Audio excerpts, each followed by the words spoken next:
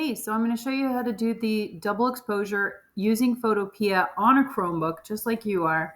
So this is what the final image would look like. This is what my profile looked like. I love how her hair is moving. Notice there's nothing in the background. You can go to a wall and kind of make the wall go, the closer you are up to something, the more you can see it. But if you're like far away from a wall, or the sky, you can have a really clear background. Same with this tree. See this tree? There's no like fences or other trees in it, but let me start now at the beginning of how I created this. So I'm going to go ahead and close this up. Closing this up, and I'm going to go, file open, and I have my stuff in my downloads. File open, my downloads are here. So here's the image. If I hold shift, it should let me grab both. Yep. Open. So now I have two tabs here. Now you'll be taking your own photos. I just grabbed something from the internet just to be quick.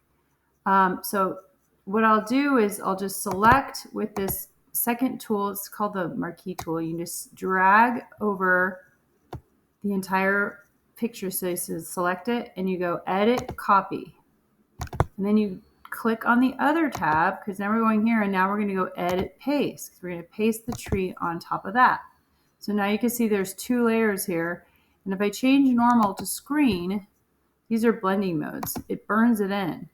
Try the other ones. This works really great for like light colors. Multiply gets rid of all the white, and screen gets rid of all the black. You see what I mean? Looks cool. So I really like that a lot. And what I did before was I just went edit, free transform, and I made the tree bigger. I just dragged this out so that I want to put the stump. See this, the stump of the tree? I want to kind of put it down here with her arm. And actually that looks good. So I like that. Check, do the check. Now we're going to crop it. To crop, you want it to, you don't just crop anything, because then you're not sure what size it'll be. I hit fixed ratio, or fixed ratio, and I put 6:4. That's an actual size. So it's a size that you can print. So here we go. I'm just dragging out how I want it to crop. I don't want that writing on there. And I'm going to hit the X mark, and then you're ready to go. And to save it, you'll say File, Export As. I'm going to export it to JPEG. I want it to be the best quality, 100%, and save it. These are tiny images because they're from the internet, but yours will be really big. So really nice high resolution images. Save, and it'll save to my downloads. And I can show it in my folder. It'll say my downloads where it's saved. Let's see. Interesting. Let me try that again. File, export as.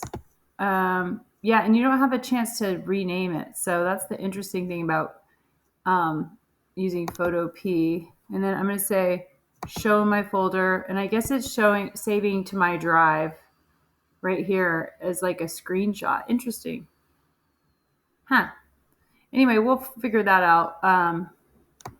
Saving it wise together as a class. All right, sounds good.